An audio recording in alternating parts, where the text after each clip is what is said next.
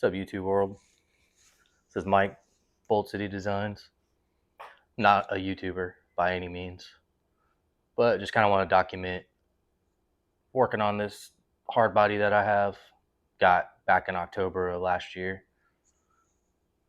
Got some 20s for it. Gonna bag it. Did a tilt bed for it the other day. Kind of videoed that process. Still need to put that video together. Today I'm going to be narrowing the rear axle on it. I was watching Dirthead Dave over at Dirthead Shed. He had a really good video, so I figured, what the hell, I'll give it a try.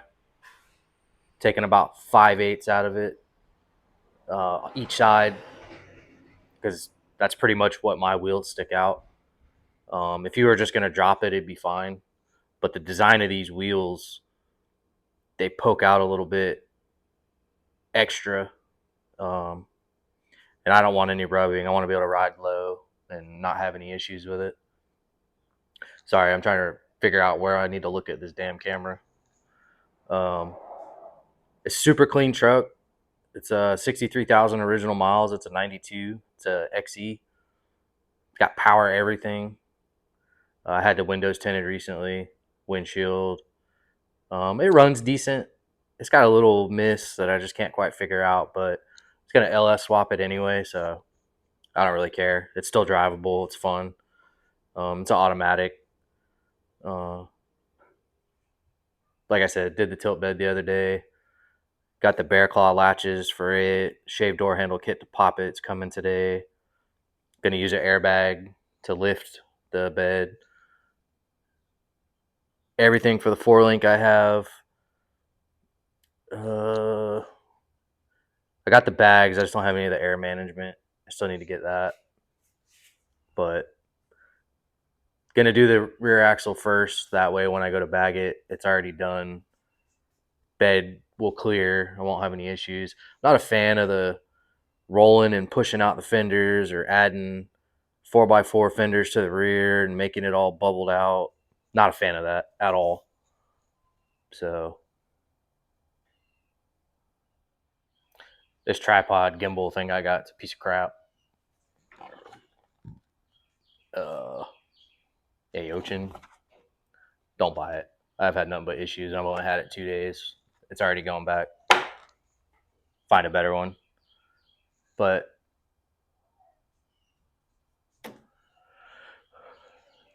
give you a little walk around of the truck.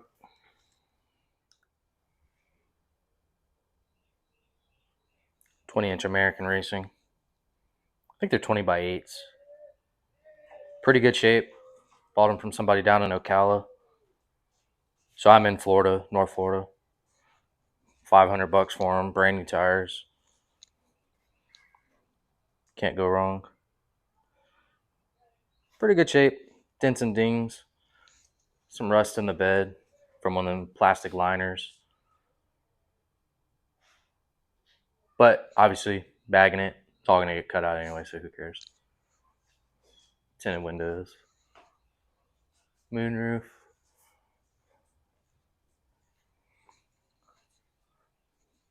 Hood and the roof are like the worst places.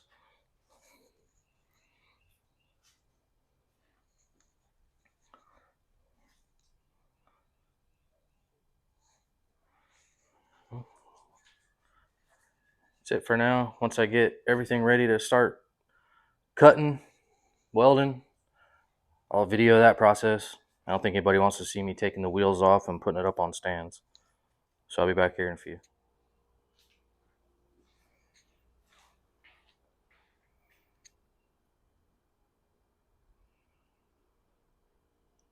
Got it on stands, got the wheels off. So I'm gonna come in here, take about 5/8 off each side. Got a piece of 2-inch pipe for the inside to make a sleeve. Again, I'm going all off of Dirthead Dave from the Dirthead Shed, so if this doesn't work out, we'll blame him. Nah, I'm just kidding. I don't see why it wouldn't. Dude knows his stuff. Already got that cross member out. Another little look at the tilt bed. 2x3 box tubing welded between the frame rails. Then 2x3 welded to these supports, not just the bed floor. And then some 900-pound a piece hinges, not just some thin, flat door hinges. They're actually pretty solid.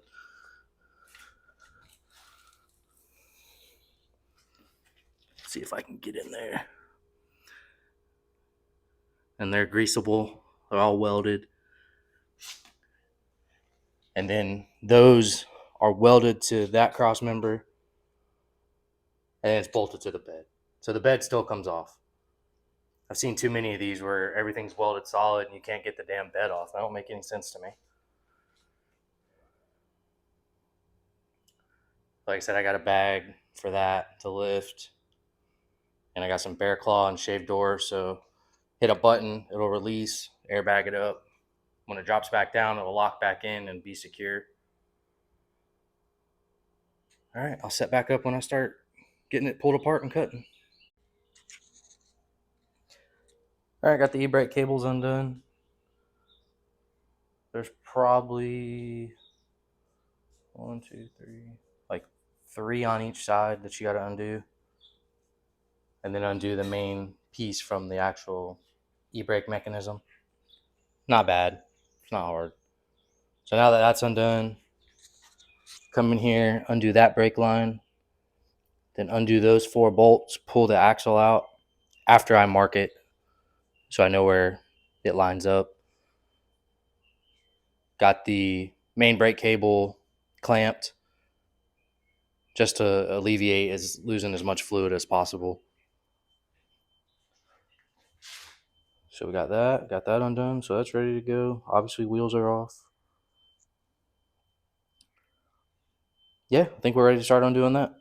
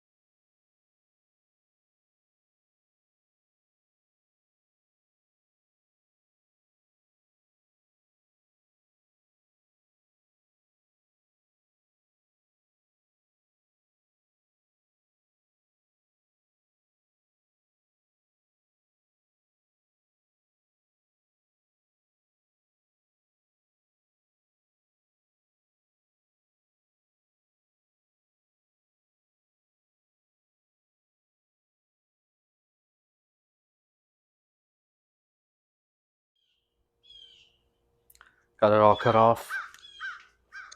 Got the 5/8 cut out. It's actually square, considering using a grinder. Just made a bunch of 5/8 marks, ran some tape around it.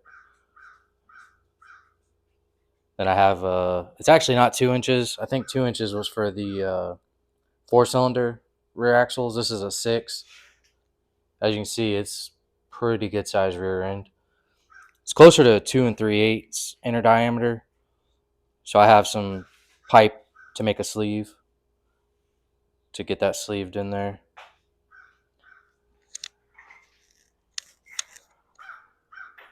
Axle, I hadn't cut that yet. Got that. That's the trunk. Pretty square. Surprised myself.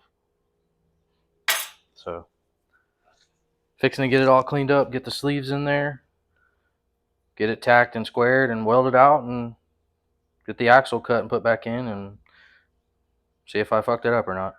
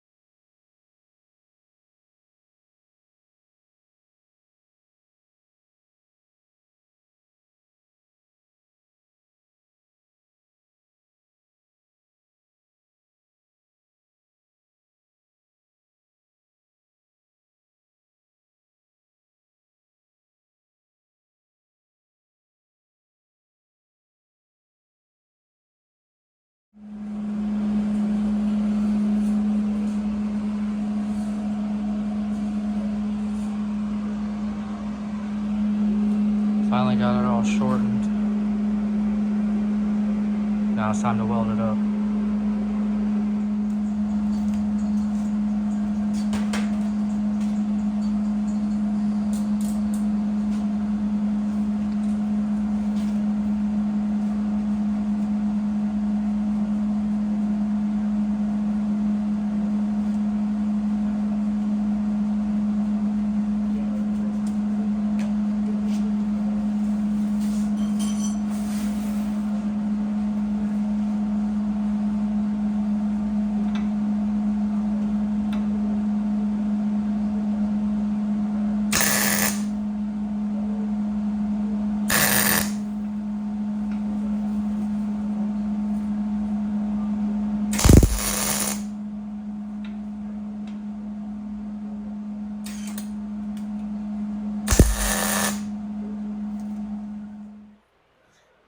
Finally got both sides done. A little over 5/8 out of each side. Wheels are definitely inside the fender wells now. Definitely more of a pain in the ass if you don't know what you're doing. So this side took me, most of the day. I had class today. When I got home, it only took me maybe an hour or so to do this side because I knew how to do it, obviously. Pipe welding background definitely comes in handy. And if you have no idea how to weld or not very good, I do not recommend this. Get you a buddy that knows how to weld. But it's nice and straight.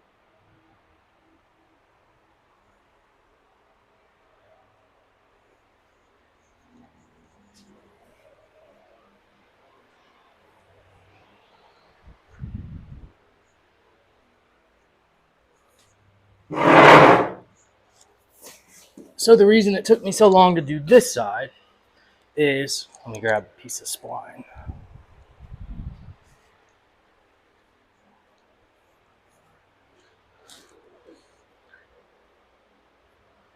So that's what you're cutting off.